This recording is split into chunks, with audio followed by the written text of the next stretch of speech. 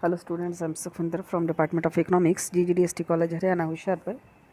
ਅੱਜ ਅਸੀਂ ਟੌਪਿਕ ਕਰਨ ਜਾ ਰਹੇ ਹਾਂ causes of disequilibrium in balance of payments and measures to correct adverse balance of payment.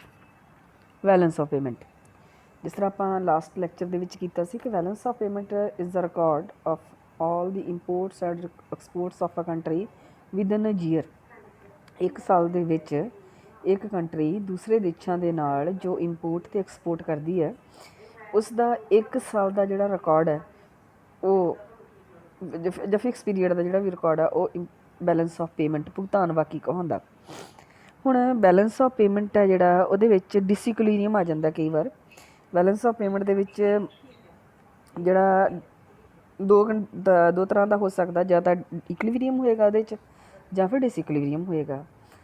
ਇਕੁਇਲਿਬਰੀਅਮ ਦੇ ਵਿੱਚ ਤਾਂ ਇੰਪੋਰਟ ਅਤੇ ਐਕਸਪੋਰਟ ਜਦੋਂ ਤੁਹਾਡੇ ਬਰਾਬਰ ਹੋਣਗੇ ਉਹ ਇਕੁਇਲਿਬਰੀਅਮ ਦਾ ਕੇਸ ਹੋਏਗਾ, ਪਰ ਜਦੋਂ ਤੁਹਾਡੇ ਇੰਪੋਰਟਸ ਅਤੇ ਐਕਸਪੋਰਟਸ ਬਰਾਬਰ ਨਹੀਂ ਆ ਤਾਂ ਉਹ ਡਿਸਇਕੁਇਲਿਬਰੀਅਮ ਦਾ ਕੇਸ ਹੋਏਗਾ। ਅਤੇ ਉਹ ਡਿਸਇਕੁਇਲਿਬਰੀਅਮ ਦੀ ਸਿਚੁਏਸ਼ਨ ਹੋਏਗੀ। ਅਤੇ ਡਿਸਇਕੁਇਲਿਬਰੀਅਮ ਦੇ ਵਿੱਚ ਵੀ ਅੱਗੇ ਦੋ ਤਰ੍ਹਾਂ ਦੀਆਂ ਜਿਹੜੀਆਂ ਟਾਈਪਸ ਆ, ਜੇ ਤੁਹਾਡੇ ਇੰਪੋਰਟਸ ਜ਼ਿਆਦਾ ਹੋਣ ਅਤੇ ਐਕਸਪੋਰਟਸ ਘੱਟ ਹੋਣ। ਜੇ ਤੁਹਾਡੇ ਇੰਪੋਰਟਸ ਜ਼ਿਆਦਾ ਹੋਣ ਦਾ ਮਤਲਬ ਹੈ ਕਿ ਤੁਹਾਡੀਆਂ ਰਸੀਟਸ ਜਿਹੜੀਆਂ ਤੁਹਾਡੀਆਂ ਪੇਮੈਂਟਸ ਜ਼ਿਆਦਾ ਹੋਣਗੀਆਂ ਅਤੇ ਤੁਹਾਡੀਆਂ ਜਿਹੜੀਆਂ ਰਸੀਟਸ ਆ ਉਹ ਘੱਟ ਹੋਣਗੀਆਂ। ਜਦੋਂ ਤੁਹਾਡੇ ਇੰਪੋਰਟਸ ਮੀਨਸ ਤੁਹਾਡੀਆਂ ਪੇਮੈਂਟਸ ਜ਼ਿਆਦਾ ਆ, ਉਸ ਟਾਈਮ ਦੇ ਜਿਹੜੇ ਉਸ ਬੈਲੈਂਸ ਆਫ ਪੇਮੈਂਟ ਨੂੰ, ਉਸ BOP ਨੂੰ ਤੁਸੀਂ ਅਨਫੇਵਰੇਬਲ ਬੈਲੈਂਸ ਆਫ ਪੇਮੈਂਟ ਕਹਿੰਦੇ ਹੋ, ਜਾਂ ਫਿਰ ਅਨਫੇਵਰੇਬਲ ਬੈਲੈਂਸ ਆਫ ਪੇਮੈਂਟ ਕਹਿੰਦੇ ਆ, ਜਿਹਦੇ ਵਿੱਚ ਸਾਡੀਆਂ ਜਿਹੜੀਆਂ ਰਸੀਟਸ ਜਿਹੜੀਆਂ ਉਹ ਘੱਟ ਹੁੰਦੀਆਂ ਅਤੇ ਸਾਡੀਆਂ ਪੇਮੈਂਟਸ ਜ਼ਿਆਦਾ ਹੁੰਦੀਆਂ। ਜਾਂ ਆਪਾਂ ਦੂਜੇ ਸ਼ਬਦਾਂ 'ਚ ਦੂਜੇ ਵਰਡਸ ਦੇ ਵਿੱਚ ਇਹ ਕਹਿ ਸਕਦੇ ਹਾਂ ਕਿ ਸਾਡੇ ਇੰਪੋਰਟਸ ਜ਼ਿਆਦਾ ਹੁੰਦੇ ਆ ਬਟ ਐਕਸਪੋਰਟਸ ਘੱਟ ਹੁੰਦੇ ਆ। ਪਰ ਜਦੋਂ ਸਾਡੇ ਇੰਪੋਰਟਸ ਜਿਹੜੇ ਉਹ ਘੱਟ ਅਤੇ ਐਕਸਪੋਰਟਸ ਜ਼ਿਆਦਾ ਹੋਣ, ਜੋ ਤੁਹਾਡੇ ਐਕਸਪੋਰਟਸ ਜ਼ਿਆਦਾ ਹੋਣਗੇ ਮੀਨਸ ਤੁਸੀਂ ਫੋਰਨ ਕੰਟਰੀ ਨੂੰ ਜ਼ਿਆਦਾ ਪ੍ਰੋਡਕਟ ਭੇਜਦੇ ਪਏ ਹੋ, ਉਸ ਕੇਸ ਦੇ ਵਿੱਚ ਫੋਰਨ ਕੰਟਰੀ ਤੋਂ ਤੁਹਾਨੂੰ ਇਨਕਮ ਹੋਏਗੀ, ਮੀਨਸ ਤੁਹਾਡੀਆਂ ਰਸੀਟਸ ਤੁਹਾਡੀਆਂ ਪੇਮੈਂਟਸ ਤੋਂ ਜ਼ਿਆਦਾ ਹੋਣਗੀਆਂ। ਉਸ ਕੇਸ ਨੂੰ ਤੁਸੀਂ ਫੇਵਰੇਬਲ ਬੈਲੈਂਸ ਆਫ ਪੇਮੈਂਟ ਕਹਿੰਦੇ ਹੋ। ਪਰ ਹੁਣ ਕੁਐਸਚਨ ਇਹ ਆ ਕਿ ਜਿਹੜਾ ਬੈਲੈਂਸ ਆਫ ਪੇਮੈਂਟ ਆ ਇਹਦੇ ਵਿੱਚ, ਜਿਸ ਨੂੰ ਆਪਾਂ ਬੈਲੈਂਸ ਆਫ ਪੇਮੈਂਟ ਨੂੰ BOP ਵੀ ਕਹਿ ਦਿੰਦੇ ਆ, ਇਹਦੇ ਵਿੱਚ ਡਿਸਇਕੁਇਲਿਬਰੀਅਮ ਹੁੰਦਾ ਕਿਉਂ ਆ? ਇਹਦੇ ਵਿੱਚ ਅਸੰਤੁਲਨ ਦੀ ਵਜ੍ਹਾ ਕੀ ਹੈ? ਔਰ ਇਹਦੇ ਵਿੱਚ ਅਸੰਤੁਲਨ ਦੇ ਜਿਹੜੇ ਕਾਰਨ ਮੀਨਸ ਕਿ ਸਾਡੇ ਕਦੀ ਇੰਪੋਰਟ ਜ਼ਿਆਦਾ ਅਤੇ ਕਦੀ ਐਕਸਪੋਰਟ ਜ਼ਿਆਦਾ। ਵੈਸੇ ਅੰਡਰ ਡਿਵੈਲਪ ਕੰਟਰੀਜ਼ ਜਿਹੜੀਆਂ ਹੁੰਦੀਆਂ ਮੋਸਟਲੀ ਉਹਨਾਂ ਦੇ ਜ਼ਿਆਦਾ ਚਾਂਸਸ ਇਹ ਆ ਕਿ ਉਹਨਾਂ ਦੇ ਐਕਸਪੋਰਟਸ ਆ ਜਿਹੜੇ ਉਹ ਘੱਟ ਹੀ ਹੁੰਦੇ ਆ, ਕਿਉਂਕਿ ਉਹਨਾਂ ਦੇ ਵਿੱਚ ਮੇਨ ਆਕਿਊਪੇਸ਼ਨ ਆ ਜਿਹੜਾ ਉਹ ਐਗਰੀਕਲਚਰ ਹੁੰਦਾ।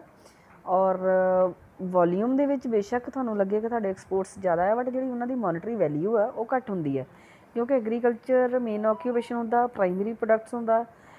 ਪ੍ਰਾਇਮਰੀ ਪ੍ਰੋਡਕਟਸ ਦੀ ਜਿਹੜੀ ਵੈਲਿਊ ਘੱਟ ਹੁੰਦੀ ਆ, ਪ੍ਰਾਈਸ ਘੱਟ ਹੁੰਦਾ। ਇਸ ਲਈ ਜਿਹੜੇ ਤੁਹਾਡੇ ਅੰਡਰ ਡਿਵੈਲਪ ਕੰਟਰੀਜ਼ ਦਾ ਖਾਸ ਕਰਕੇ ਉਹਨਾਂ ਦੇ ਵਿੱਚ ਜਿਹੜੇ ਐਕਸਪੋਰਟਸ ਆ ਉਹ ਘੱਟ ਰਹਿ ਜਾਂਦੇ ਆ, ਇੰਪੋਰਟਸ ਜ਼ਿਆਦਾ ਹੁੰਦੇ ਆ। ਇੰਪੋਰਟਸ ਜ਼ਿਆਦਾ ਹੋਣ ਦੀ ਵਜ੍ਹਾ ਇੱਕ ਇਹ ਵੀ ਹੁੰਦੀ ਆ ਕਿ ਮੈਨੂਫੈਕਚਰਡ ਪ੍ਰੋਡਕਟ ਆ ਜਿਹੜਾ ਉਹ ਇੰਪੋਰਟ ਕੀਤਾ ਜਾਂਦਾ, ਔਰ ਮੈਨੂਫੈਕਚਰਡ ਪ੍ਰੋਡਕਟਸ ਦੀ ਪ੍ਰਾਈਸ ਜ਼ਿਆਦਾ ਹੁੰਦੀ ਹੈ। ਦੂਸਰਾ, ਇਹਨਾਂ ਕੰਟਰੀਜ਼ ਨੇ ਜਦੋਂ ਡਿਵੈਲਪਮੈਂਟ ਸ਼ੁਰੂ ਕਰਨੀ ਹੁੰਦੀ ਆ, ਇਹਨਾਂ ਨੂੰ ਟੈਕਨੋਲੋਜੀ ਚਾਹੀਦੀ ਹੁੰਦੀ ਆ, ਰॉ ਮਟੀਰੀਅਲ ਵੀ ਚਾਹੀਦਾ ਹੁੰਦਾ ਆ, ਅਤੇ ਟ੍ਰੇਨਿੰਗ ਵੀ ਚਾਹੀਦੀ ਹੁੰਦੀ ਆ। ਸਾਰਾ ਕੁਛ ਇਹ ਸਾਰੀਆਂ ਚੀਜ਼ਾਂ, ਇਹ ਸਾਰੀਆਂ ਨੀਡਸ ਜਿਹੜੀਆਂ ਹੁੰਦੀਆਂ ਡਿਵੈਲਪਮੈਂਟ ਦੀ ਪ੍ਰੋਸੈਸ ਨੂੰ ਸ਼ੁਰੂ ਕਰਨ ਦੇ ਲਈ। ਔਰ ਉਸ ਤੋਂ ਬਾਅਦ ਸਾਨੂੰ ਕੈਪੀਟਲ ਵੀ ਚਾਹੀਦੀ ਹੁੰਦੀ ਆ। ਇਸ ਕਰਕੇ ਸਾਡੇ ਜਿਹੜੇ ਇੰਪੋਰਟਸ ਆ ਅੰਡਰ ਡਿਵੈਲਪ ਕੰਟਰੀਜ਼ 'ਚ ਜ਼ਿਆਦਾ ਰਹਿ ਜਾਂਦੇ। ਅਸੀਂ ਇਹ ਤਾਂ ਅੰਡਰ ਡਿਵੈਲਪ ਕੰਟਰੀਜ਼ ਦੀ। ਡਿਵੈਲਪਡ ਕੰਟਰੀਜ਼ ਦੇ ਵਿੱਚ ਵੀ ਕਦੀ ਇੰਪੋਰਟ ਜ਼ਿਆਦਾ ਕਦੀ ਐਕਸਪੋਰਟ ਜ਼ਿਆਦਾ, ਬੇਸ਼ੱਕ ਉਹਨਾਂ ਦੇ ਆਮ ਕਰਕੇ ਫੇਵਰੇਬਲ ਹੁੰਦਾ, ਪਰ ਫਿਰ ਵੀ ਇਹ ਡਿਸਇਕੁਇਲਿਬਰੀਅਮ ਹੁੰਦਾ ਕਿਉਂ? ਫਿਰ ਵੀ ਦੇਖੋ, ਹੁਣ ਇੱਕ ਤਾਂ ਕੇਸ ਆ ਤੁਹਾਡਾ ਇਕੁਇਲਿਬਰੀਅਮ ਦਾ, ਜਦੋਂ ਤੁਹਾਡੇ ਇੰਪੋਰਟ ਅਤੇ ਐਕਸਪੋਰਟ ਬਰਾਬਰ ਆ, ਔਰ ਇਹ ਬਹੁਤ ਰੇਅਰ ਚਾਂਸ ਆ ਕਿ ਤੁਹਾਡੇ ਇੰਪੋਰਟ ਅਤੇ ਐਕਸਪੋਰਟ ਬਰਾਬਰ ਹੋਣ। ਹੁਣ ਜਿਹੜਾ ਦੂਸਰਾ ਚਾਂਸ ਹੈ ਉਹ ਇਹ ਹੈ, ਹੋਰ ਚਾਂਸਸ ਜਿਹੜੇ ਆ ਉਹ ਇਹ ਆ ਕਿ ਤੁਹਾਡੇ ਜਾਂ ਤਾਂ ਇੰਪੋਰਟ ਜ਼ਿਆਦਾ ਹੋਣਗੇ ਜਾਂ ਐਕਸਪੋਰਟ ਜ਼ਿਆਦਾ ਹੋਣਗੇ। ਅਤੇ ਜੇ ਤੁਹਾਡੇ ਇੰਪੋਰਟ ਜ਼ਿਆਦਾ ਆ ਤਾਂ ਤੁਹਾਡੀਆਂ ਪੇਮੈਂਟਸ ਜ਼ਿਆਦਾ ਹੋਣਗੀਆਂ, ਪਰ ਜੇ ਤੁਹਾਡੇ ਐਕਸਪੋਰਟਸ ਜ਼ਿਆਦਾ ਆ ਤਾਂ ਤੁਹਾਡੀਆਂ ਰਸੀਟਸ ਜ਼ਿਆਦਾ ਹੋਣਗੀਆਂ। ਅਤੇ ਜੇ ਤੁਹਾਡੀਆਂ ਪੇਮੈਂਟਸ ਜ਼ਿਆਦਾ ਆ ਤਾਂ ਉਹ ਕੇਸ ਅਨਫੇਵਰੇਬਲ ਹੋਏਗਾ। ਉੱਥੇ ਆਮ ਕਰਕੇ ਕੰਟਰੀਜ਼ ਨੂੰ ਟੈਨਸ਼ਨ ਹੁੰਦੀ ਆ। ਜਦੋਂ ਤੁਹਾਡਾ ਫੇਵਰੇਬਲ ਕੇਸ ਆ, ਉਸ ਕੇਸ ਦੇ ਵਿੱਚ ਤੁਹਾਡੇ ਲਈ ਕੋਈ ਵੀ ਦੀ ਪ੍ਰੋਬਲਮ ਵਾਲੀ ਗੱਲ ਨਹੀਂ ਆ, ਕਿਉਂਕਿ ਤੁਸੀਂ ਵੈਸੇ ਸਰਪਲਸ 'ਚ ਚੱਲ ਰਹੇ ਹੋ, ਪਲੱਸ 'ਚ ਚੱਲ ਰਹੇ ਹੋ। ਪਰ ਜਦੋਂ ਤੁਸੀਂ ਅਨਫੇਵਰੇਬਲ ਚੱਲ ਰਹੇ ਹੋ, ਜਦੋਂ ਤੁਹਾਡੇ ਐਕਸਪੋਰਟਸ ਜ਼ਿਆਦਾ ਨਹੀਂ ਆ, ਤੁਹਾਡੇ ਇੰਪੋਰਟਸ ਦੀ ਜਿਹੜੀ ਮਾਤਰਾ, ਜਿਹੜੀ ਇੰਪੋਰਟਸ ਦੀ ਵੈਲਿਊ ਆ ਉਹ ਤੁਹਾਡੇ ਐਕਸਪੋਰਟਸ ਤੋਂ ਜ਼ਿਆਦਾ ਆ, ਅਤੇ ਤੁਸੀਂ ਇੱਕ ਤਰ੍ਹਾਂ ਦੇ ਨਾਲ ਫੋਰਨ ਕੰਟਰੀਜ਼ ਦੇ ਉੱਤੇ ਡਿਪੈਂਡ ਹੀ ਕਰਦੇ ਪਏ ਹੋ। ਜੇ ਉੱਧਰੋਂ ਸਪਲਾਈ ਖਤਮ ਹੁੰਦੀ ਆ ਤਾਂ ਤੁਹਾਡੀ ਡਿਵੈਲਪਮੈਂਟ ਪ੍ਰੋਸੈਸ, ਤੁਹਾਡੀ ਇਕਨੋਮਿਕ ਗਰੋਥ ਰੁਕਦੀ ਹੈ। ਅਤੇ ਇਹਦੇ ਕਾਰਨ ਕੀ ਆ? ਕਿਉਂਕਿ ਇਹ ਅਨਫੇਵਰੇਬਲ ਕੇਸ ਆ, ਇਹ ਟੈਨਸ਼ਨ ਵਾਲਾ ਕੇਸ ਆ, ਇਹ 'ਚ ਆਪਾਂ ਨੈਗੇਟਿਵ ਜਾ ਰਹੇ ਹਾਂ, ਡੈਫੀਸਿਟ 'ਚ ਜਾ ਰਹੇ ਹਾਂ, ਘਾਟੇ 'ਚ ਜਾ ਰਹੇ ਹਾਂ। ਪਰ ਇੱਥੇ ਹੁਣ ਇਹ ਦੇਖਣਾ ਪਏਗਾ ਕਿ ਇਹਦੇ ਕਾਰਨ ਕੀ ਹੈ। ਸਭ ਤੋਂ ਪਹਿਲਾ ਜਿਹੜਾ ਕਾਰਨ ਹੈਗਾ ਨੈਚੁਰਲ ਕਾਜ਼ਸ। ਕਈ ਵਾਰ ਨੈਚੁਰਲੀ ਕਿ ਆਪਾਂ ਦੂਸਰੇ ਕੰਟਰੀ ਤੋਂ ਹੈਲਪ ਚਾਹੁੰਦੇ ਨਹੀਂ ਹੁੰਦੇ, ਆਪਾਂ ਆਪਣੇ ਇੰਪੋਰਟਸ ਨੂੰ ਜ਼ਿਆਦਾ ਕਰਨਾ ਚਾਹੁੰਦੇ ਨਹੀਂ ਹੁੰਦੇ, ਪਰ ਨੈਚੁਰਲੀ ਕੰਡੀਸ਼ਨਸ ਇਸ ਤਰ੍ਹਾਂ ਦੀਆਂ ਬਣ ਜਾਂਦੀਆਂ ਕਿ ਸਾਨੂੰ ਉਹ ਹੈਲਪ ਲੈਣੀ ਪੈਂਦੀ ਹੈ। ਲਾਈਕ ਕਿਤੇ ਹੜ੍ਹ ਆ ਜਾਏ, ਕਿਤੇ ਸੋਕਾ, ਕਿਤੇ ਭੁਚਾਲ ਹੋ ਜਾਏ, ਅਤੇ ਸਾਨੂੰ ਇੰਪੋਰਟ ਕਰਨਾ ਪਏਗਾ। ਇੱਦਾਂ ਸਾਡੇ ਇੰਪੋਰਟਸ ਵੱਧਣਗੇ ਅਤੇ ਬਿਨਾਂ ਸ਼ੱਕ ਜੇ ਇਸ ਤਰ੍ਹਾਂ ਦੀ ਕੋਈ ਨੈਚੁਰਲੀ ਕੋਈ ਕਲਾਈਮੇਟੀ ਕੋਈ ਪ੍ਰੋਬਲਮ ਆਉਂਦੀ ਹੈ ਅਤੇ ਉਹਦੇ ਨਾਲ ਸਾਡੀ ਪ੍ਰੋਡਕਸ਼ਨ ਘਟੂਗੀ ਅਤੇ ਸਾਡੇ ਐਕਸਪੋਰਟਸ ਘੱਟ ਜਾਣਗੇ, ਅਤੇ ਉਸ ਕੇਸ ਦੇ ਵਿੱਚ ਬੈਲੈਂਸ ਆਫ ਪੇਮੈਂਟ ਆ ਜਿਹੜਾ ਉਹ ਅਨਫੇਵਰੇਬਲ ਹੋ ਜਾਏਗਾ, ਉਹ 'ਚ ਡਿਸਇਕੁਇਲੀਬਰੀਅਮ ਆ ਜਾਏਗਾ। ਸੈਕੰਡ ਕਾਜ਼ ਆ ਜਿਹੜਾ, ਸੈਕੰਡ ਕਾਰਨ ਆ ਜਿਹੜਾ ਉਹ ਹੈਗਾ ਇਕਨੋਮਿਕ ਕਾਜ਼ਸ। ਆਰਥਿਕ ਕਾਰਨ ਵੀ ਹੈ ਜਿਨ੍ਹਾਂ ਕਰਕੇ ਜਿਹੜਾ ਬੈਲੈਂਸ ਆਫ ਪੇਮੈਂਟ ਆ ਉਹ ਜਿਹੜਾ ਇਕੁਇਲੀਬਰੀਅਮ 'ਚ ਨਹੀਂ ਰਹਿੰਦਾ।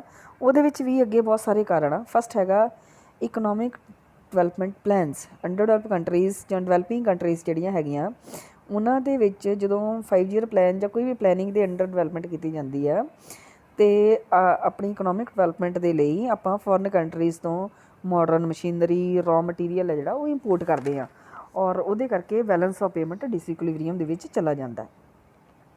ਉਸ ਤੋਂ ਬਾਅਦ ਪ੍ਰਾਈਸ ਕਾਸਟ ਇਫੈਕਟ। ਆਮ ਕਰਕੇ ਹੁੰਦਾ ਕੀ ਆ ਕਿ ਜਦੋਂ ਅਸੀਂ ਕੋਈ ਡਿਵੈਲਪਮੈਂਟ ਦੀ ਕੋਈ ਪਲੈਨਿੰਗ ਜਿਹੜੀ ਆ ਉਹ ਲੈ ਕੇ ਆਉਂਦੇ ਆ, ਅਤੇ ਉਹਦੇ ਨਾਲ ਆਮ ਕਰਕੇ ਸਾਡੀਆਂ ਜਿਹੜੀਆਂ ਕਾਸਟਸ ਵੱਧ ਜਾਂਦੀਆਂ। ਆਮ ਕਰਕੇ ਸਾਡੇ ਉਦਯੋਗਾਂ 'ਚ ਅਕਸਰ ਜਿਹੜੇ ਸਾਡੇ ਨਿਰਯਾਤ ਉਦਯੋਗ ਜਿਹਨਾਂ ਨੂੰ ਅਸੀਂ ਕਹਿ ਦਿੰਦੇ ਹਾਂ, ਜਿਹੜੇ ਸਾਡੇ ਐਕਸਪੋਰਟ ਇੰਡਸਟਰੀਜ਼ ਹੁੰਦੀਆਂ, ਉਹਨਾਂ ਦੀਆਂ ਕਾਸਟਸ ਆਮ ਕਰਕੇ ਵੱਧ ਜਾਂਦੀਆਂ ਕਿਉਂਕਿ ਅਸੀਂ ਉੱਥੇ ਮਸ਼ੀਨਰੀ ਇੰਪੋਰਟ ਕੀਤੀ ਹੈ।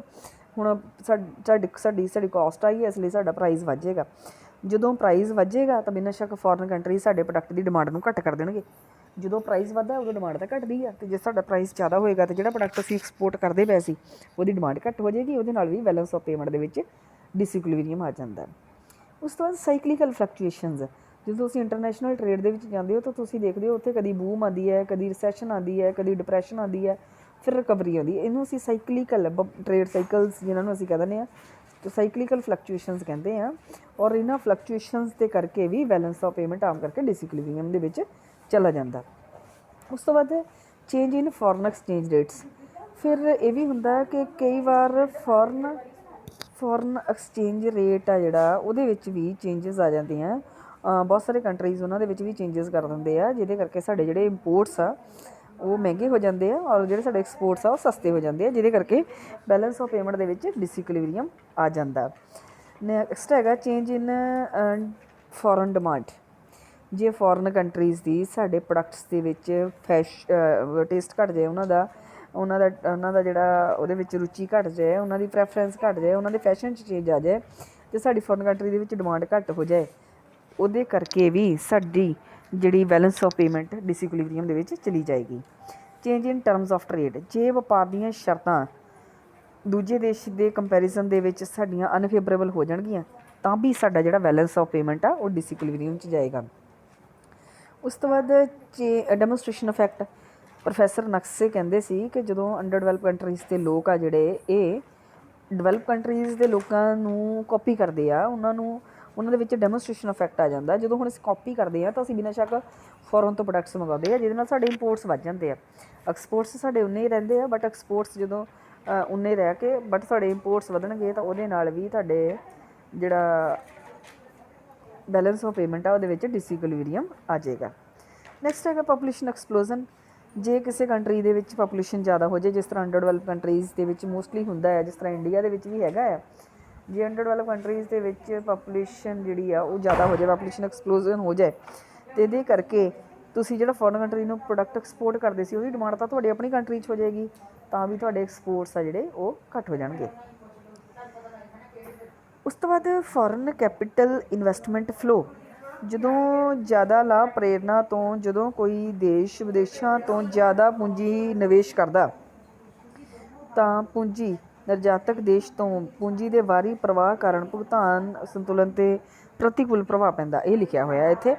ਪਰ ਦੇਖੋ ਇੱਥੇ ਮੈਂ ਇਹਨੂੰ ਸਿੰਪਲ ਵਰਡਸ ਦੇ ਵਿੱਚ ਸਮਝਾਉਂਦੀ ਹਾਂ ਕਿ ਜਦੋਂ ਅਸੀਂ ਫੋਰਨ ਕੰਟਰੀਜ਼ ਨੂੰ ਕਹਿ ਦਿੰਦੇ ਹਾਂ ਕਿ ਉਹ ਸਾਡੀ ਕੰਟਰੀ ਦੇ ਵਿੱਚ ਆ ਕੇ ਇਨਵੈਸਟਮੈਂਟ ਕਰਨ, ਜਦੋਂ ਉਹ ਸਾਡੀ ਕੰਟਰੀ ਦੇ ਵਿੱਚ ਆ ਕੇ ਇਨਵੈਸਟਮੈਂਟ ਕਰਨਗੀਆਂ, ਉਹ ਕੰਪਨੀਜ਼ ਆਉਣਗੀਆਂ, ਤਾਂ ਬਿਨਾਂ ਸ਼ੱਕ ਜਿਹੜਾ ਪ੍ਰੋਫਿਟ ਹੋਏਗਾ ਉਹ ਆਪਣੀ ਕੰਟਰੀ ਨੂੰ ਵਾਪਸ ਲੈ ਜਾਣਗੀਆਂ, ਅਤੇ ਜਿਹੜਾ ਸਾਡਾ ਕੈਪੀਟਲ ਦਾ ਫਲੋ ਆ ਉਹ ਆਊਟਫਲੋ ਹੋਣ ਲੱਗੇਗਾ, ਸਾਡੇ ਦੇਸ਼ ਤੋਂ ਬਾਹਰ ਚਲਾ ਜਾਏਗਾ, ਜਿਹਦੇ ਨਾਲ ਵੀ ਅੰਡਰ ਡਿਵੈਲਪ ਕੰਟਰੀਜ਼ ਦੇ ਵਿੱਚ ਆਮ ਕਰਕੇ ਬੈਲੈਂਸ ਆਫ ਪੇਮੈਂਟ ਆ ਜਿਹੜਾ ਉਹ ਡਿਸਇਕੁਲਿਬਰੀਅਮ ਦੇ ਵਿੱਚ ਚਲਾ ਜਾਂਦਾ, ਅਸੰਤੁਲਨ ਦੇ ਵਿੱਚ ਚਲਾ ਜਾਂਦਾ। ਉਸ ਤੋਂ ਬਾਅਦ international economic policies and practices. ਕਈ ਵਾਰ ਇਹ ਵੀ ਆ ਕਿ ਇੰਟਰਨੈਸ਼ਨਲ ਪੋਲਿਸੀਜ਼ ਇਸ ਤਰ੍ਹਾਂ ਦੀਆਂ ਹੁੰਦੀਆਂ, ਜਿਸ ਤਰ੍ਹਾਂ ਸੀਮਾ ਕਰ ਕਸਟਮ ਡਿਊਟੀ ਲੱਗ ਜਾਂਦੀ ਆ, ਅਤੇ ਇਹਨਾਂ ਪੋਲਿਸੀਜ਼ ਦੇ ਕਰਕੇ ਵੀ, ਜਾਂ UN ਦਾ ਕੁਛ ਆ ਜਾਂਦਾ ਕਿ ਆਰਥਿਕ ਰੋਕਾਂ ਆ ਗਈਆਂ, ਅਜਿਹੇ ਕੰਮ ਦੇ ਕਰਕੇ, ਜਾਂ ਇਸ ਤਰ੍ਹਾਂ ਇੱਕ ਯੂਰਪੀਅਨ ਇਕਨੋਮਿਕ ਕਮਿਊਨਿਟੀ ਸੀਗੀ, ਉਹਨੇ ਭਾਰਤੀ ਸਿਲਾਈ ਕੱਪੜਿਆਂ ਵਿਰੁੱਧ ਜ਼ਿਆਦਾ ਆਜ਼ਾਦ ਟੈਕਸ ਲਗਾਤੇ ਸੀ, ਮਤਲਬ ਇੰਪੋਰਟ ਡਿਊਟੀ ਲਗਾਤੀ ਸੀ, ਅਤੇ ਉਹਦੇ ਨਾਲ ਸਾਡੇ ਪ੍ਰੋਡਕਟ ਮਹਿੰਗਾ ਹੋ ਗਿਆ ਅਤੇ ਉੱਧਰ ਡਿਮਾਂਡ ਘੱਟ ਗਈ, ਅਤੇ ਉਹਦੇ ਕਰਕੇ ਵੀ ਬੈਲੈਂਸ ਆਫ ਪੇਮੈਂਟ ਦੇ ਵਿੱਚ ਡਿਸਇਕੁਲਿਬਰੀਅਮ ਆ ਜਾਂਦਾ। ਉਸ ਤੋਂ ਬਾਅਦ ਨੈਕਸਟ ਜਿਹੜੇ ਕਾਜ਼ਜ਼ ਹੈਗੇ ਆ ਉਹ ਹੈਗੇ ਆ ਪੋਲੀਟੀਕਲ। ਇਹ ਸੀਗੇ ਤੁਹਾਡੇ ਪਹਿਲਾਂ ਨੈਚੁਰਲ ਫੈਕਟਰਸ, ਫਿਰ ਇਕਨੋਮਿਕ ਫੈਕਟਰਸ, ਹੁਣ ਅਸੀਂ ਕਰਨੇ ਆ ਪੋਲੀਟੀਕਲ ਫੈਕਟਰਸ, ਜਿਹੜੇ ਤੁਹਾਡੇ ਭੁਗਤਾਨ ਸੰਤੁਲਨ ਨੂੰ, ਜਿਹਨੂੰ ਤੁਸੀਂ ਬੈਲੈਂਸ ਆਫ ਪੇਮੈਂਟ ਕਹਿੰਦੇ, ਉਹਨੂੰ ਪ੍ਰਭਾਵਿਤ ਕਰਦੇ ਆ, ਉਹਨੂੰ ਡਿਸਇਕੁਲਿਬਰੀਅਮ ਦੇ ਵਿੱਚ ਲੈ ਕੇ ਜਾਣ ਦਾ ਕਾਰਨ ਬਣਦੇ ਆ। ਫਸਟ ਹੈਗਾ ਐਕਸਪੈਂਸ਼ਨ ਆਫ ਅੰਬੈਸੀਜ਼ ਐਂਡ ਦੇਅਰ ਅਪਕੀਪਸ। ਹੁੰਦਾ ਕੀ ਆ ਕਿ ਜਿਹੜੀਆਂ ਸਾਡੇ ਕੰਟਰੀਜ਼ ਆ, ਆਪਾਂ ਦੂਸਰੇ ਦੇਸ਼ਾਂ ਦੇ ਵਿੱਚ ਆਪਣੇ ਜਿਹੜੇ ਦੂਤ ਭੇਜਦੇ ਆ, ਉੱਧਰ ਆਪਣੀਆਂ ਅੰਬੈਸੀਜ਼ ਵੀ ਲਗਾਉਂਦੇ ਆ, ਬਣਾਉਂਦੇ ਆ, ਔਰ ਅੰਬੈਸੀਜ਼ ਦੇ ਉੱਤੇ ਕਈ ਵਾਰ ਅਸੀਂ ਬਹੁਤ ਜ਼ਿਆਦਾ ਖਰਚ ਕਰ ਦਿੰਦੇ ਆ, ਜਿਹਦੇ ਕਰਕੇ ਕੋਈ ਦੂਸਰੇ ਦੇਸ਼ ਦੇ ਵਿੱਚ ਸਾਡਾ ਅੰਬੈਸੀ ਸਾਨੂੰ ਰਿਪਰਜੈਂਟ ਕਰਦੀ ਪਈ ਆ। ਅੰਬੈਸੀ ਦੇ ਥਰੂ ਸਾਡੇ ਰਿਪਰਜੈਂਟੇਟਿਵਸ ਜਿਹੜੇ ਆ ਉਹ ਦੂਸਰੀ ਕੰਟਰੀ ਜਾਂਦੇ, ਕਿ ਆਮ ਕਰਕੇ ਉਹਨਾਂ ਨੂੰ ਉਹਨਾਂ ਅੰਬੈਸੀਜ਼ ਦੇ ਉੱਪਰ ਬਹੁਤ ਜ਼ਿਆਦਾ ਖਰਚ ਕੀਤਾ ਜਾਂਦਾ, ਕਿਉਂਕਿ ਉਹਨਾਂ ਦੇ ਕਰਕੇ ਹੀ, ਉਹਨਾਂ ਦੇ ਥਰੂ ਹੀ ਅਸੀਂ ਆਪਣੀ ਕੰਟਰੀ ਨੂੰ ਰਿਪਰਜੈਂਟ ਕਰ ਰਹੇ ਹੁੰਦੇ ਹਾਂ, ਔਰ ਉਹਦੇ ਕਰਕੇ ਵੀ ਸਾਡੇ ਕੰਟਰੀਜ਼ ਦੇ ਵਿੱਚ ਆਮ ਕਰਕੇ ਜਿਹੜਾ ਬੈਲੈਂਸ ਆਫ ਪੇਮੈਂਟ ਆ ਉਹ ਡਿਸਇਕੁਲਿਬਰੀਅਮ ਦੇ ਵਿੱਚ ਚਲਾ ਜਾਂਦਾ। ਡਿਸਇਕੁਲਿਬਰੀਅਮ ਦਾ ਕਾਰਨ ਬੈਲੈਂਸ ਆਫ ਪੇਮੈਂਟ ਦੇ ਵਿੱਚ ਬਣਦੀਆਂ। ਉਸ ਤੋਂ ਬਾਅਦ ਪੋਲੀਟੀਕਲ ਇੰਸਟੇਬਿਲਿਟੀ। ਜਦੋਂ ਸਾਡੀ ਕੰਟਰੀ ਦੇ ਵਿੱਚ ਪੋਲੀਟੀਕਲੀ ਸਟੇਬਿਲਿਟੀ ਨਾ ਰਹੇ ਤਾਂ ਉਸ ਦਾ ਵੀ ਸਾਡੇ ਦੇਸ਼ ਦੇ ਬੈਲੈਂਸ ਆਫ ਪੇਮੈਂਟ 'ਤੇ ਐਡਵਰਸ ਇਫੈਕਟ ਪੈਂਦਾ। ਉਸ ਤੋਂ ਬਾਅਦ ਇੰਟਰਨੈਸ਼ਨਲ ਰਿਲੇਸ਼ਨਸ਼ਿਪ। ਜੇ ਸਾਡੇ ਇੰਟਰਨੈਸ਼ਨਲ ਰਿਲੇਸ਼ਨਸ਼ਿਪਸ ਲੋਕਾਂ ਨਾਲ ਵਧੀਆ ਨਹੀਂ ਆ, ਉਹਨਾਂ ਦੇ ਵਿੱਚ ਤਣਾਅ ਆ, ਤਾਂ ਵੀ ਸਾਡੇ ਜਿਹੜੇ ਪ੍ਰੋਡਕਸ਼ਨ 'ਤੇ ਫਰਕ ਪਏਗਾ, ਤਾਂ ਸਾਡੇ ਐਕਸਪੋਰਟਸ ਘਟਣਗੇ। ਜੇ ਸਾਡੇ ਰਿਲੇਸ਼ਨਸ ਵਧੀਆ ਨਹੀਂ ਆ ਤਾਂ ਸਾਡੇ ਇੰਪੋਰਟਸ 'ਤੇ ਇਫੈਕਟ ਪਏਗਾ, ਅਤੇ ਸਾਡੇ ਬੈਲੈਂਸ ਆਫ ਪੇਮੈਂਟ ਦੇ ਵਿੱਚ ਡਿਸਇਕੁਲਿਬਰੀਅਮ ਆ ਜਾਏਗਾ। ਉਸ ਤੋਂ ਬਾਅਦ ਪਾਰਟੀਸ਼ਨ ਔਰ ਯੂਨੀਫਿਕੇਸ਼ਨ ਆਫ ਅ ਕੰਟਰੀ। ਜਦੋਂ ਕਿਸੇ ਕੰਟਰੀ ਦੀ ਪਾਰਟੀਸ਼ਨ ਹੋ ਜਾਏ, ਜਾਂ ਹੋਰ ਦੋ ਕੰਟਰੀਜ਼ ਦੀ ਯੂਨੀਫਿਕੇਸ਼ਨ ਹੋ ਜਾਏ, ਤਾਂ ਦੋ ਇਕੋਨਮੀਜ਼ ਦੀ ਯੂਨੀਫਿਕੇਸ਼ਨ ਹੋਣ ਦੇ ਉੱਤੇ ਵੀ, ਜਾਂ ਪਾਰਟੀਸ਼ਨ ਕਿਸੇ ਇਕੋਨਮੀ ਦੀ ਹੋਣ ਦੇ ਉੱਤੇ ਵੀ ਬੈਲੈਂਸ ਆਫ ਪੇਮੈਂਟ ਆਮ ਕਰਕੇ ਡਿਸਇਕੁਲਿਬਰੀਅਮ ਦੇ ਵਿੱਚ ਚਲਾ ਜਾਂਦਾ। India, Pakistan, Bangladesh, Russia, Yugoslavia, ਜਦੋਂ ਵੀ ਇਹਨਾਂ ਦੇ ਵਿੱਚ ਡਿਵੀਜ਼ਨ ਹੋਈ ਹੈ, ਜਦੋਂ ਵੀ ਇਹਨਾਂ 'ਚ ਪਾਰਟੀਸ਼ਨ ਹੋਈ ਆ, ਜਾਂ ਜਦੋਂ ਜਰਮਨੀ ਦਾ ਜਿਹੜਾ ਯੂਨੀਫਿਕੇਸ਼ਨ ਹੋਈ ਹੈ, ਏਕੀਕਰਨ ਹੋਇਆ, ਅਤੇ ਉਹਦੇ ਨਾਲ ਉਹਨਾਂ ਦੇ ਬੈਲੈਂਸ ਆਫ ਪੇਮੈਂਟਸ ਦੇ ਵਿੱਚ ਡਿਸਇਕੁਲਿਬਰੀਅਮ ਦੀ ਸਿਚੁਏਸ਼ਨ ਆਈ ਆ, ਉਹਨਾਂ ਨੇ ਇਸ ਸਿਚੁਏਸ਼ਨ ਨੂੰ ਫੇਸ ਕੀਤਾ ਆ। ਇਹ ਸੀਗੇ ਉਹ ਫੈਕਟਰ ਜਿਨ੍ਹਾਂ ਦੇ ਕਰਕੇ ਬੈਲੈਂਸ ਆਫ ਪੇਮੈਂਟ ਆ ਜਿਹੜਾ ਕਿਸੇ ਵੀ ਕੰਟਰੀ ਦੇ ਇੰਪੋਰਟ ਅਤੇ ਐਕਸਪੋਰਟ ਦਾ 1 ਈਅਰ ਦਾ ਰਿਕਾਰਡ ਹੁੰਦਾ ਆ, ਉਹਦੇ ਵਿੱਚ ਡਿਸਇਕੁਲਿਬਰੀਅਮ ਆ ਜਿਹੜਾ ਉਹ ਆ ਜਾਂਦਾ ਆ। ਹੁਣ ਅੱਗੇ ਹੈਗਾ ਕਿ how adverse balance of payment impact on economy. ਕਿ ਜਿਹੜਾ ਐਡਵਰਸ ਬੈਲੈਂਸ ਆਫ ਪੇਮੈਂਟ ਹੁੰਦਾ, ਮੀਨਸ ਜਿਹੜਾ ਜਿਹਦੇ ਵਿੱਚ ਤੁਹਾਡੇ ਇੰਪੋਰਟਸ ਆ ਜਿਹੜੇ ਉਹ ਜ਼ਿਆਦਾ ਹੁੰਦੇ ਆ, ਅਤੇ ਐਕਸਪੋਰਟਸ ਜਿਹੜੇ ਆ ਉਹ ਘੱਟ ਹੁੰਦੇ ਆ, ਅਨਫੇਵਰੇਬਲ ਕੇਸ ਜਿਹਨੂੰ ਅਸੀਂ ਕਹਿ ਦਿੰਦੇ ਆ, ਉਹ ਇਕੋਨਮੀ ਨੂੰ ਕਿੱਦਾਂ ਪ੍ਰਭਾਵਿਤ ਕਰਦਾ। ਜਦੋਂ ਤੁਹਾਡੇ ਇੰਪੋਰਟਸ ਜਿਹੜੇ ਆ ਉਹ ਜ਼ਿਆਦਾ, ਮਤਲਬ ਤੁਸੀਂ ਤਾਂ ਫੋਰਨ ਕੰਟਰੀ ਤੋਂ ਮੰਗਵਾਈ ਜਾਂਦੇ ਪਏ ਹੋ, ਤੁਸੀਂ ਆਪਣੇ ਕੁਛ ਪ੍ਰੋਡਿਊਸ ਹੀ ਨਹੀਂ ਕਰਦੇ। ਪ੍ਰੋਡਿਊਸ ਨਹੀਂ ਕਰਦੇ ਤਾਂ ਤੁਹਾਡੀ ਆਪਣੀ ਇੰਪਲਾਈਮੈਂਟ ਨਹੀਂ ਜਨਰੇਟ ਹੋਏਗੀ, ਤੁਹਾਡੀ ਆਪਣੀ ਪ੍ਰੋਡਕਸ਼ਨ ਨਹੀਂ ਹੋਏਗੀ। ਅਤੇ ਦੂਸਰਾ, ਫੋਰਨ ਕੰਟਰੀਜ਼ ਤੋਂ ਤੁਸੀਂ ਮੰਗਵਾਈ ਜਾਂਦੇ ਹੋ ਤਾਂ ਤੁਹਾਡੀ ਕੰਟਰੀ ਦਾ ਜਿਹੜਾ ਪੈਸਾ ਆ, ਤੁਹਾਡਾ ਜਿਹੜਾ ਇਨਕਮ ਆ, ਤੁਹਾਡੀ ਆਪਣੀ ਮਨੀ ਆ, ਉਹ ਆਊਟਫਲੋ ਹੋ ਜਾਏਗਾ, ਫੋਰਨ ਕੰਟਰੀਜ਼ ਨੂੰ ਚਲੀ ਜਾਣਗੀਆਂ। ਵੈਸੇ ਫਿਰ ਵੀ ਆਪਾਂ ਇੱਥੇ ਪੁਆਇੰਟਸ ਦੇਖਦੇ ਹਾਂ। ਸਭ ਤੋਂ ਪਹਿਲਾਂ ਤਾਂ ਸਾਡੀ ਆਪਣੀ ਇਕਨੋਮਿਕ ਡਿਵੈਲਪਮੈਂਟ ਨਹੀਂ ਹੋਏਗੀ, ਕਿਉਂਕਿ ਇੰਡਸਟਰੀਲਾਈਜੇਸ਼ਨ ਹੋਏਗੀ, ਮਾਡਰਨਾਈਜੇਸ਼ਨ ਹੋਏਗੀ, ਤਾਂ ਜਾ ਕੇ ਤੁਹਾਡੀ ਇਕਨੋਮਿਕ ਡਿਵੈਲਪਮੈਂਟ ਹੁੰਦੀ ਆ। ਪਰ ਜਦੋਂ ਤੁਸੀਂ ਤੁਹਾਡੇ ਅਨਫੇਵਰੇਬਲ ਕੇਸ ਆ, ਅਨਫੇਵਰੇਬਲ ਬੈਲੈਂਸ ਆਫ ਪੇਮੈਂਟ ਆ, ਵੀ ਜਦੋਂ ਤੁਸੀਂ ਫੋਰਨ ਤੋਂ ਹੀ ਇੰਪੋਰਟ ਕਰੀ ਜਾ ਰਹੇ ਹੋ, ਅਤੇ ਉਹਦੇ ਨਾਲ ਤੁਹਾਡਾ ਜਿਹੜਾ ਆਪਣਾ ਇਕਨੋਮਿਕ ਡਿਵੈਲਪਮੈਂਟ ਆ ਉਹ ਘੱਟ ਜਾਂਦਾ। ਤੁਹਾਡੀ ਫੋਰਨ ਕੰਟਰੀਜ਼ ਦੇ ਉੱਤੇ ਡਿਪੈਂਡੈਂਸ ਵੱਧ ਜਾਂਦੀ ਹੈ, ਕਿਉਂਕਿ ਅਸੀਂ ਸਾਰਾ ਕੁਛ ਇੰਪੋਰਟ ਕਰਦੇ ਪਏ ਹਾਂ, ਅਤੇ ਅਸੀਂ ਉਹਨਾਂ 'ਤੇ ਡਿਪੈਂਡੈਂਟ ਹੋ ਜਾਂਦੇ ਹਾਂ। ਫਿਰ ਸਾਡੇ ਆਪਣੀ ਦੇਸ਼ ਦੀ ਇਕੋਨਮੀ ਨੂੰ ਐਕਸਪਲੋਇਟ ਕਰਨ ਲੱਗ ਜਾਂਦੇ ਉਹ ਲੋਕ। ਜਿਸ ਤਰ੍ਹਾਂ ਜਦੋਂ ਅਸੀਂ ਕਿਸੇ ਪ੍ਰੋਡਕਟ ਨੂੰ ਵਾਰ-ਵਾਰ ਇੰਪੋਰਟ ਕਰੀ ਜਾਂਦੇ ਤਾਂ ਉਹ ਸਾਡੀ ਡੋਮੈਸਟਿਕ ਇੰਡਸਟਰੀ ਨੂੰ ਇੱਕ ਤਰ੍ਹਾਂ ਨਾਲ ਖਤਮ ਕਰ ਦਿੱਤਾ ਜਾਂਦਾ ਆ। ਉਸ ਤੋਂ ਬਾਅਦ ਦੇਸ਼ ਦੇ ਵਿੱਚ ਜਿਹੜੀ ਫੋਰਨ ਕਰੰਸੀ ਆ, ਉਹਦਾ ਜਿਹੜਾ ਰਿਜ਼ਰਵ ਆ, ਉਹ ਘੱਟ ਹੋ ਜਾਣਾ, ਕਿਉਂਕਿ ਅਸੀਂ ਜਦੋਂ ਇੰਪੋਰਟ ਕਰਾਂਗੇ ਤਾਂ ਫੋਰਨ ਕੰਟਰੀ ਦੀ ਕਰੰਸੀ ਦੇ ਵਿੱਚ ਫੋਰਨ ਰਿਜ਼ਰਵਸ ਨੂੰ ਪੇਮੈਂਟ ਦੇ ਫੋਰਮ ਦੇ ਵਿੱਚ ਕਰ ਦਾਂਗੇ, ਪੇ ਕਰ ਦਾਂਗੇ ਲੋਕਾਂ ਨੂੰ, ਫੋਰਨ ਕੰਟਰੀਜ਼ ਨੂੰ, ਅਤੇ ਉਹਦੇ ਨਾਲ ਸਾਡੇ ਰਿਜ਼ਰਵਸ ਆ ਜਿਹੜੇ ਫੋਰਨ ਕੰਟਰੀਜ਼ ਦੇ ਫੋਰਨ ਰਿਜ਼ਰਵਸ ਜਿਹੜੇ ਉਹ ਖਤਮ ਹੋ ਜਾਂਦੇ, ਘੱਟ ਹੋ ਜਾਂਦੇ ਆ। ਉਸ ਤੋਂ ਬਾਅਦ ਗੋਲਡ ਜਾਂ ਫਿਰ ਹੋਰ ਜਿਹੜੀਆਂ ਸਾਡੀਆਂ ਪ੍ਰੀਸ਼ੀਅਸ ਜਿਹੜੀਆਂ ਹਾਈਲੀ ਵੈਲਿਊਡ ਜਿਹੜੀਆਂ ਧਾਤੂਆਂ ਹੁੰਦੀਆਂ ਉਹਨਾਂ ਦੇ ਭੰਡਾਰ ਵੀ ਖਤਮ ਹੋਣ ਲੱਗਦੇ ਆ। ਉਸ ਤੋਂ ਬਾਅਦ ਜਦੋਂ ਅਸੀਂ ਸ਼ੁਰੂ 'ਚ ਪਹਿਲਾਂ ਇਕਨੋਮਿਕਲੀ ਕਿਸੇ ਦੇ ਡਿਪੈਂਡੈਂਟ ਆ, ਜਦੋਂ ਅਸੀਂ ਇੰਪੋਰਟ ਕਰੀ ਜਾਂਦੇ ਇਕਨੋਮਿਕਲੀ ਡਿਪੈਂਡੈਂਟ ਆ, ਤਾਂ ਹੌਲੀ ਹੌਲੀ ਅਸੀਂ ਪੋਲੀਟੀਕਲੀ ਵੀ ਡਿਪੈਂਡੈਂਟ ਹੋ ਜਾਂਦੇ ਆ, ਅਤੇ ਇਸੇ ਤਰ੍ਹਾਂ ਕਈ ਵਾਰ ਕੰਟਰੀਜ਼ ਦੂਸਰੇ ਦੇਸ਼ਾਂ ਦੇ ਗੁਲਾਮ ਵੀ ਹੋ ਜਾਂਦੀਆਂ। ਸਾਡੀ ਆਰਥਿਕ ਵਿਕਾਸ ਦੀ ਗਤੀ ਰੁਕ ਜਾਂਦੀ ਹੈ। ਫਿਰ ਜਿਹੜੇ ਕੰਟਰੀਜ਼ ਤੋਂ ਅਸੀਂ ਵਾਰ-ਵਾਰ ਇੰਪੋਰਟ ਕਰੀ ਜਾਂਦੇ ਆ ਉਹਨਾਂ ਦੀ ਸਾਡੇ ਇਕਨੋਮਿਕ, ਸਾਡੇ ਸੋਸ਼ਲ, ਸਾਡੇ ਪੋਲੀਟੀਕਲ ਸਾਰੇ ਸੈਕਟਰਸ ਦੇ ਵਿੱਚ ਜਿਹੜੀ ਇੰਟਰਡਿਪੈਂਡੈਂਸ ਆ ਉਹ ਬਹੁਤ ਜ਼ਿਆਦਾ ਵੱਧ ਜਾਂਦੀ ਆ। ਹੁਣ ਅਗਲਾ ਕੁਐਸਚਨ ਇਹ ਆ ਕਿ ਜੇ ਇਹ ਐਡਵਰਸ ਬੈਲੈਂਸ ਆਫ ਪੇਮੈਂਟ ਹੈਗਾ, ਮਤਲਬ ਜੇ ਬੈਲੈਂਸ ਆਫ ਪੇਮੈਂਟ ਦੇ ਵਿੱਚ ਸਾਡੇ ਇੰਪੋਰਟਸ ਜ਼ਿਆਦਾ ਅਤੇ ਐਕਸਪੋਰਟਸ ਘੱਟ ਆ, ਮਤਲਬ ਅਨਫੇਵਰੇਬਲ ਬੈਲੈਂਸ ਆਫ ਪੇਮੈਂਟ ਹੈਗਾ, ਅਤੇ ਇਹਨੂੰ ਠੀਕ ਕਰਨ ਦੇ ਉਪਾਅ ਕੀ ਆ? ਇਹ ਨਹੀਂ ਆ ਕਿ ਆਪਾਂ ਇਹਨੂੰ ਠੀਕ ਨਹੀਂ ਕਰ ਸਕਦੇ।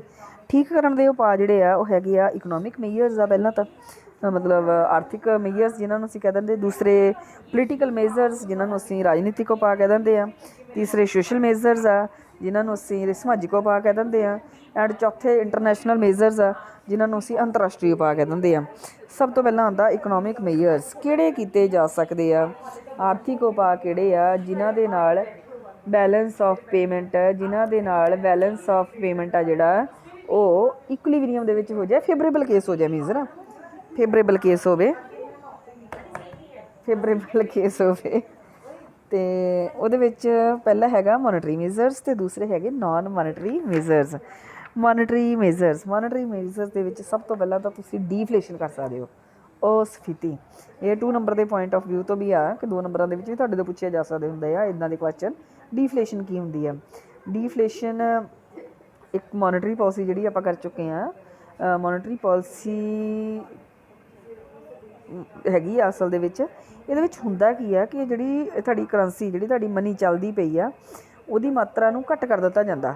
ਜਦੋਂ ਉਹਦੀ ਮਾਤਰਾ ਨੂੰ ਘੱਟ ਕਰ ਦਿੱਤਾ ਜਾਂਦਾ ਕਾਹਤੇ, ਤਾਂ ਜੋ ਕੀਮਤਾਂ ਘੱਟ ਜਾਣ ਅਤੇ ਲੋਕਾਂ ਦੀ ਜਿਹੜੀ ਮੋਨਟਰੀ ਆਮਦਨ ਆ ਉਹ ਘੱਟ ਜਾਏ। ਅਤੇ ਇਹ ਤੁਸੀਂ ਕਰ ਸਕਦੇ ਹੋ। ਡੀਫਲੇਸ਼ਨ ਕਰਕੇ ਕੀ ਹੋਏਗਾ ਕਿ ਤੁਹਾਡੇ ਜਿਹੜੇ ਇੰਪੋਰਟਸ ਆ ਉਹ ਘੱਟ ਹੋ ਜਾਣਗੇ ਅਤੇ ਜਿਹਦੇ ਨਾਲ ਬੈਲੈਂਸ ਆਫ ਪੇਮੈਂਟ ਦੇ ਵਿੱਚ ਸੁਧਾਰ ਹੋ ਜਾਏਗਾ।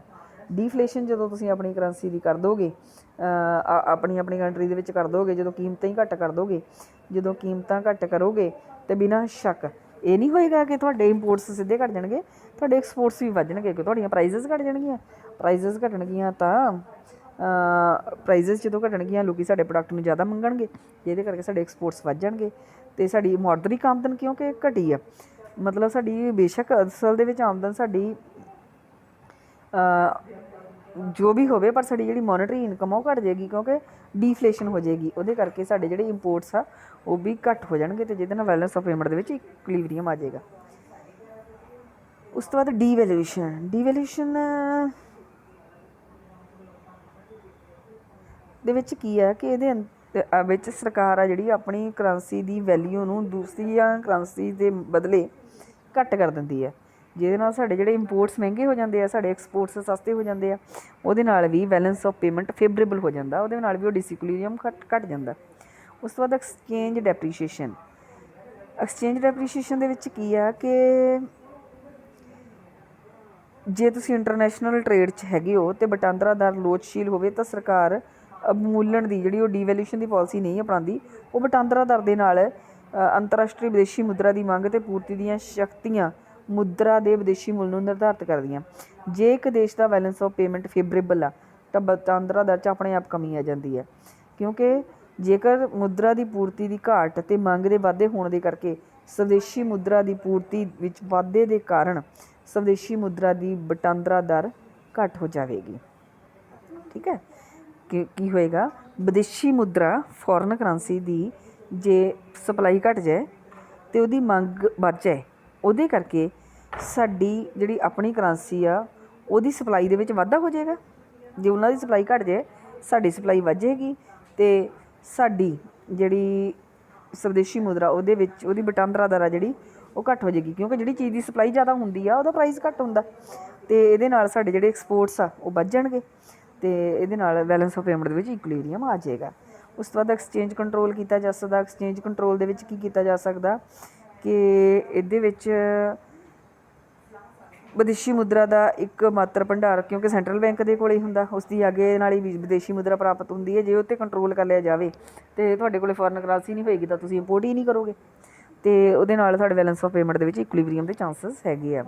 ਉਸ ਤੋਂ ਬਾਅਦ ਐਕਸਟਰਨਲ ਡੈਟਸ ਵੀ ਆ ਕਿ ਜੇ ਸਾਨੂੰ ਜ਼ਿਆਦਾ ਹੀ ਘਾਟਾ ਲੱਗਦਾ ਹੋਵੇ ਬੈਲੈਂਸ ਆਫ ਪੇਮੈਂਟ ਦੇ ਵਿੱਚ ਤਾਂ ਅਸੀਂ ਫੋਰਨ ਕੰਟਰੀਜ਼ ਤੋਂ ਕਰਜ਼ ਵੀ ਲੈ ਸਕਦੇ ਹਾਂ। ਇਹਦੇ ਨਾਲ ਸਾਡੀ ਇੱਕ ਦੇਣਦਾਰੀ ਬਣੇਗੀ ਅਤੇ ਸਾਡੇ ਭੁਗਤਾਨ ਸੰਤੁਲਨ ਦੇ ਵਿੱਚ ਜਿਹੜਾ ਫੇਵਰੇਬਲ ਇੰਪੈਕਟ ਪਏਗਾ। ਅਸੀਂ ਫੋਰਨ ਕੰਟਰੀਜ਼ ਤੋਂ ਲੋਨ ਲੈ ਕੇ ਉਹ ਪ੍ਰੋਡਕਟਸ ਜਿਹੜੇ ਅਸੀਂ ਇੰਪੋਰਟ ਕਰਦੇ ਹਾਂ ਉਹ ਆਪਣੀ ਕੰਟਰੀ ਦੇ ਵਿੱਚ ਪ੍ਰੋਡਿਊਸ ਕਰ ਸਕਦੇ ਹਾਂ। ਹੋਰ ਜਿਹੜੇ ਇਕਨੋਮਿਕ ਮੇਜਰਸ ਆ ਉਹ ਹੈਗੇ ਨੋਨ ਮੋਨੇਟਰੀ ਮੇਜਰਸ। ਨੋਨ ਮੋਨੇਟਰੀ ਮੇਜਰਸ ਦੇ ਵਿੱਚ ਸਭ ਤੋਂ ਪਹਿਲਾਂ ਹੈਗਾ ਡਿਸਕਰੇਜਿੰਗ ਇੰਪੋਰਟਸ। ਇੰਪੋਰਟਸ ਜਿਹੜੇ ਅਸੀਂ ਫੋਰਨ ਕੰਟਰੀ ਤੋਂ ਕਰਦੇ ਪਏ ਹਾਂ ਉਹਨਾਂ ਨੂੰ ਡਿਸਕਰੇਜ ਕਰੋ, ਉਹਨਾਂ ਨੂੰ ਨਿਰਉਤਸ਼ਾਹਿਤ ਕਰੋ। ਉਤਸ਼ਾਹ ਜਿਹੜਾ ਲੋਕਾਂ ਦੇ ਵਿੱਚ ਹੈਗਾ ਕਿ ਅਸੀਂ ਫੋਰਨ ਪ੍ਰੋਡਕਟਸ ਯੂਜ਼ ਕਰਨਾ ਉਹ ਘਟਾਓ। ਉਹ ਜਾਂ ਤਾਂ ਤੁਸੀਂ ਵੈਸੇ ਲੋਕਾਂ ਨੂੰ ਕਹਿ ਦਿਓ, ਲੋਕਾਂ ਨੂੰ ਸੁਚੇਤ ਕਰ ਦਿਓ ਕਿ ਇਹਦੇ ਨਾਲ ਸਾਡਾ ਬੈਲੈਂਸ ਆਫ ਪੇਮੈਂਟ ਡਿਸਇਕੁਇਲੀਬ੍ਰੀਅਮ 'ਚ ਜਾਂਦਾ ਪਿਆ ਹੈ, ਬੰਦ ਕਰ ਦਿਓ।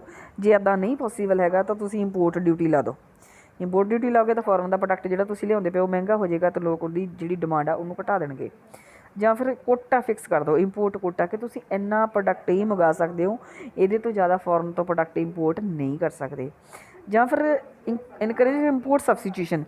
ਲੋਕ ਕਿਉਂ ਪ੍ਰੋਡਕਟ ਮੰਗਵਾਉਂਦੇ ਪਏ ਫੋਰਨ ਤੋਂ, ਕਿਉਂ ਇੰਪੋਰਟ ਕਰਦੇ ਪਏ ਆ? ਕਿਉਂਕਿ ਉਹ ਪ੍ਰੋਡਕਟ ਆਪਣੀ ਕੰਟਰੀ 'ਚ ਅਵੇਲੇਬਲ ਨਹੀਂ ਆ, ਅਤੇ ਤੁਸੀਂ ਉਹ ਸਬਸਟੀਟਿਊਟ ਪ੍ਰੋਡਿਊਸ ਕਰ ਦਿਓ ਨਾ ਉਹਦਾ ਆਪਣੀ ਕੰਟਰੀ ਦੇ ਵਿੱਚ। ਇਹਦੇ ਨਾਲ ਫਿਰ ਤੁਹਾਡੇ ਜਿਹੜੇ ਇੰਪੋਰਟਸ ਆ ਉਹ ਘੱਟ ਜਾਣਗੇ। ਉਸ ਤੋਂ ਬਾਅਦ ਐਕਸਪੋਰਟ ਪ੍ਰਮੋਸ਼ਨ। ਫਿਰ ਕੋਸ਼ਿਸ਼ ਇਹ ਵੀ ਕਰਨੀ ਚਾਹੀਦੀ ਆ ਕਿ ਜੇ ਤੁਸੀਂ ਇੰਪੋਰਟ ਨਹੀਂ ਘਟਾ ਸਕਦੇ ਜਾਂ ਇੰਪੋਰਟ ਜੇ ਘਟਾ ਵੀ ਲਏ ਆ ਤਾਂ ਵੀ ਤੁਸੀਂ ਐਕਸਪੋਰਟ ਨੂੰ ਪ੍ਰਮੋਟ ਕਰੋ। ਐਕਸਪੋਰਟ ਜਦੋਂ ਤੁਸੀਂ ਪ੍ਰਮੋਟ ਕਰੋਗੇ ਤਾਂ ਉਹਦੇ ਨਾਲ ਐਕਸਪੋਰਟ ਸਾਡੇ ਵਧਣਗੇ ਤਾਂ ਬਿਨਾਂ ਸ਼ੱਕ ਤੁਸੀਂ ਫੇਵਰੇਬਲ ਕੰਡੀਸ਼ਨ ਵੱਲੋਂ ਜਾਓਗੇ। Encouragement to foreign investment. Foreign ਵਾਲਿਆਂ ਨੂੰ ਉਹਨਾਂ ਤੋਂ ਇੰਪੋਰਟ ਕਰਨ ਦੀ ਬਜਾਏ ਉਹਨਾਂ ਨੂੰ ਕਹੋ ਕਿ ਸਾਡੀ ਕੰਟਰੀ ਦੇ ਵਿੱਚ ਆ ਕੇ ਇਨਵੈਸਟ ਕਰਨ।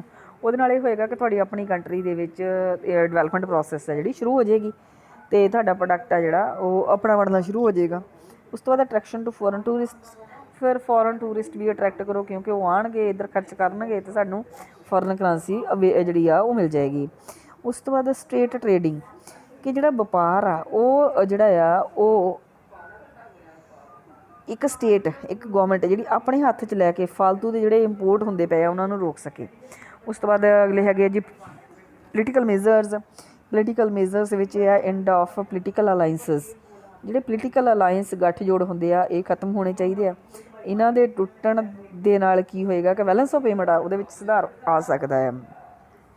ਉਸ ਤੋਂ ਬਾਅਦ ਪੋਲੀਟੀਕਲ ਐਡਮਿਨਿਸਟ੍ਰੇਟਿਵ ਥ੍ਰਿਫਟਨੈਸ, ਜਿਹੜੀ ਰਾਜਨੀਤਿਕ ਲੈਵਲ ਦੇ ਉੱਤੇ ਜਾਂ ਪੋਲੀਟੀਕਲ ਲੈਵਲ ਦੇ ਉੱਤੇ ਜਾਂ ਐਡਮਿਨਿਸਟ੍ਰੇਟਿਵ ਲੈਵਲ ਦੇ ਉੱਤੇ ਜਿਹੜੇ ਅਸੀਂ ਵਾਧੂ ਦੇ ਖਰਚ ਕਰਦੇ ਹਾਂ, ਐਵੇਂ ਦੇ ਵਿਦੇਸ਼ੀ ਦੌਰੇ ਕਰਦੇ ਹਾਂ ਜਾਂ ਫਿਰ ਐਵੇਂ ਜਿਹਨੂੰ ਅਸੀਂ ਅੱਜ ਕੱਲ੍ਹ ਲਾਲ ਬੱਤੀ ਕਹਿੰਦੇ ਉਹਦਾ ਯੂਜ਼ ਕਰਦੇ ਹਾਂ, ਮਤਲਬ ਵਾਧੂ ਦੇ ਖਰਚ ਕਰਦੇ ਹਾਂ ਜਿਹੜੇ ਉਹ ਵੀ ਘਟਾ ਦਾਂਗੇ ਅਤੇ ਸਾਡੇ ਬੈਲੈਂਸ ਆਫ ਪੇਮੈਂਟ ਦੇ ਉੱਤੇ ਲਾਲ ਬੱਤੀ ਮੈਂ ਇੱਧਰ ਨਹੀਂ ਕਹਿੰਦੀ ਪਈ, ਲਾਲ ਬੱਤੀ ਮੀਨਜ਼ ਜਿਹੜੇ ਅਸੀਂ ਐਵੇਂ ਫੋਰਨ ਕੰਟਰੀਜ਼ ਨੂੰ ਜਿਹੜੇ ਵਾਧੂ ਦੇ ਦੌਰੇ ਬਣਾਏ ਹੁੰਦੇ ਆ ਜਿਹੜੇ ਆਪਾਂ ਰੱਦ ਵੀ ਕਰ ਸਕਦੇ ਹਾਂ ਜੇ ਉਹਦੇ ਨਾਲ ਸਾਡੀ ਜਿਹੜੀ ਕਾਫੀ ਸਾਰੀ ਇਨਕਮ ਆ ਜਿਹੜੀ ਬਚ ਜਾਏਗੀ ਔਰ ਫੋਰਨ ਕਰੰਸੀ ਬਚ ਜਾਏਗੀ ਔਰ ਉਹਦੇ ਨਾਲ ਸਾਡੇ ਬੈਲੈਂਸ ਆਫ ਪੇਮੈਂਟ ਦੇ ਵਿੱਚ ਇਕੁਇਲੀਬ੍ਰੀਅਮ ਜਿਹੜਾ ਆ ਉਹ ਆ ਜਾਏਗਾ, ਉਹਦੇ ਵਿੱਚ ਫੇਵਰੇਬਲ ਹੋਣ ਦੇ ਚਾਂਸਸ ਆ ਜਿਹੜੇ ਉਹ ਵੱਧ ਜਾਣਗੇ। Changes in basic political ideology. Basic political ideology ਜਿਸ ਤਰ੍ਹਾਂ ਰਸ਼ੀਆ ਦੇ ਵਿੱਚ ਸੀਗਾ ਸਮਾਜਵਾਦ, ਉਹ ਢਾਂਚੇ ਤੋਂ ਮੁਕਤ ਕਰਾ ਕੇ ਮੁਕਤ ਬਾਜ਼ਾਰ, ਫਰੀ ਮਾਰਕੀਟ ਜਿਹੜੀ ਇੱਦਾਂ ਦਾ ਜਿਹੜਾ ਸਿਸਟਮ ਆਉਣਾ ਚਾਹੀਦਾ ਜਿਹਦੇ ਨਾਲ ਬੈਲੈਂਸ ਆਫ ਪੇਮੈਂਟ ਦੇ ਜਿਹੜੇ ਡਿਸਇਕੁਇਲੀਬ੍ਰੀਅਮ ਆ ਉਹਨੂੰ ਘੱਟ ਕੀਤਾ ਜਾ ਸਕਦੇ। ਅਗਲਾ ਹੈਗਾ ਜੀ ਸੋਸ਼ਲ ਮੇਜਰਸ। ਸੋਸ਼ਲ ਮੇਜਰਸ ਦੇ ਵਿੱਚ ਇਹ ਆ ਕਿ ਵੈਸੇ ਸਵਦੇਸ਼ੀ ਦੀ ਭਾਵਨਾ ਜਗਾਓ ਲੋਕਾਂ ਦੇ ਵਿੱਚ, ਆਪਣੇ ਇੰਡੀਆ ਦਾ ਬਣਿਆ ਮੇਡ ਇਨ ਇੰਡੀਆ ਪ੍ਰੋਡਕਟ ਜਾਂ ਆਪਣੀ ਕਿਸੇ ਵੀ ਕੰਟਰੀ ਦੀ ਜਿਹਦੀ ਵੀ ਗੱਲ ਕਰਦੇ ਆਪਾਂ ਉਹਦੇ ਵਿੱਚ ਆਪਣਾ ਪ੍ਰੋਡਕਟ ਆ ਜਿਹੜਾ ਉਹਨੂੰ ਯੂਜ਼ ਕਰਨ ਦੀ ਜਿਹੜੀ ਭਾਵਨਾ ਉਹ ਜਗਾਓ। ਉਹਦੇ ਨਾਲ ਇਹ ਹੋਏਗਾ ਕਿ ਤੁਹਾਡੇ ਇੰਪੋਰਟਸ ਆ ਜਿਹੜੇ ਉਹ ਘੱਟ ਜਾਣਗੇ। ਉਸ ਤੋਂ ਬਾਅਦ ਜੇ ਇਸ ਤਰ੍ਹਾਂ ਨਹੀਂ ਕਰ ਸਕਦੇ ਤਾਂ ਲੋਕਾਂ ਨੂੰ ਵੈਸੇ ਆਪਣੀ ਇਕੋਨਮੀ ਪ੍ਰਤੀ ਸੁਚੇਤ ਕਰੋ ਕਿ ਸਾਡੀ ਇਕੋਨਮੀ ਦੀ ਇਸ ਟਾਈਮ 'ਤੇ ਕੀ ਸਿਚੁਏਸ਼ਨ ਹੈਗੀ ਆ ਅਤੇ ਉਹਨੂੰ ਫੇਵਰੇਬਲ ਕਰਨ ਦੇ ਲਈ ਜਾਂ ਸਿਚੁਏਸ਼ਨ ਨੂੰ ਵਧੀਆ ਕਰਨ ਦੇ ਲਈ ਲੋਕ ਕਿਸ ਤਰ੍ਹਾਂ ਹੈਲਪ ਕਰ ਸਕਦੇ ਆ। ਇਸ ਤਰ੍ਹਾਂ ਲੋਕਾਂ ਨੂੰ ਆਪਣੇ ਨਾਲ ਜੋੜ ਕੇ ਵੀ ਤੁਸੀਂ ਸੋਸ਼ਲ ਜਿਹੜੇ ਇੰਪੋਰਟਸ ਘਟਾ ਸਕਦੇ ਹੋ, ਸੋਸ਼ਲ ਮੇਜਰਸ ਦੇ ਵਿੱਚ ਹੈਲਪ ਕਰਕੇ ਤੁਸੀਂ ਇੰਪੋਰਟਸ ਘਟਾ ਸਕਦੇ ਹੋ ਅਤੇ ਬੈਲੈਂਸ ਆਫ ਪੇਮੈਂਟ ਦੇ ਜਿਹੜੇ ਉਹਨੂੰ ਫੇਵਰੇਬਲ ਸਾਈਡ ਜਿਹੜਾ ਉਹ ਲੈ ਕੇ ਜਾ ਸਕਦੇ ਹੋ। ਇਸ ਤੋਂ ਇਲਾਵਾ ਇੰਟਰਨੈਸ਼ਨਲ ਮੇਜਰਸ ਵੀ ਹੈਗੇ ਆ ਵੈਸੇ, ਇਹਦੇ ਵਿੱਚ ਜਿਹੜੇ ਕਾਫੀ ਸਾਰੇ ਸਾਡੇ ਅਲਾਇੰਸ ਹੈਗੇ ਆ, ਜਿਹੜੇ ਗੱਠਜੋੜ ਹੈਗੇ ਆ, ਜਾਂ ਕਾਫੀ ਸਾਰੀਆਂ ਸਾਡੀਆਂ ਇੰਟਰਨੈਸ਼ਨਲ ਆਰਗੇਨਾਈਜੇਸ਼ਨਸ ਜਿਹੜੀਆਂ ਹੈਗੀਆਂ, ਲਾਈਕ ਸਾਰਕ ਹੈਗੀ, ਵਰਲਡ ਟ੍ਰੇਡ ਆਰਗੇਨਾਈਜੇਸ਼ਨ ਹੈਗੀ ਆ, ਇਹ ਇੱਦਾਂ ਦੇ ਜਿਹੜੇ ਇੰਸਟੀਟਿਊਸ਼ਨਸ ਹੈਗੇ ਆ, ਇੰਟਰਨੈਸ਼ਨਲ ਇੰਸਟੀਟਿਊਸ਼ਨਸ, ਇਹ ਵੀ ਬੈਲੈਂਸ ਆਫ ਪੇਮੈਂਟਸ ਦੇ ਘਾਟੇ ਨੂੰ ਪੂਰਾ ਕਰਨ ਦੇ ਵਿੱਚ ਕੰਟਰੀਜ਼ ਦੀ ਹੈਲਪ ਜਿਹੜੀ ਆ ਉਹ ਕਰ ਸਕਦੇ ਆ। ਇਹ ਸੀਗੇ ਬੈਲੈਂਸ ਆਫ ਪੇਮੈਂਟਸ ਦੇ ਵਿੱਚ ਡਿਸਇਕੁਇਲੀਬ੍ਰੀਅਮ ਦੇ ਕਾਰਨ ਅਤੇ ਉਹਨਾਂ ਨੂੰ ਕਰੈਕਟ ਕਰਨ ਦੇ ਮੇਜ਼ਰਸ। ਨੈਕਸਟ ਟੋਪਿਕ ਆਪਾਂ ਅਗਲੇ ਲੈਕਚਰ ਦੇ ਵਿੱਚ ਕਰਾਂਗੇ, ਔਰ ਇਹਦਾ ਜਿਹੜਾ ਸਟੱਡੀ ਮਟੀਰੀਅਲ ਹੈ ਮੈਂ ਕੱਲ੍ਹ ਤੁਹਾਨੂੰ ਸੈਂਡ ਕਰ ਚੁੱਕੀ ਹਾਂ, ਔਰ ਇਹਦੇ ਨਾਲ ਇਹ ਵੀਡੀਓ ਨੂੰ ਧਿਆਨ ਨਾਲ ਸੁਣ ਲਈਓ। ਜੇ ਕਿਤੇ ਕੋਈ ਡਾਊਟ ਹੋਇਆ ਤਾਂ ਆਪਾਂ ਡਾਊਟ ਸੈਸ਼ਨਸ ਦੇ ਵਿੱਚ ਉਹ ਡਾਊਟਸ ਨੂੰ ਕਲੀਅਰ ਕਰਾਂਗੇ। Thank you so much.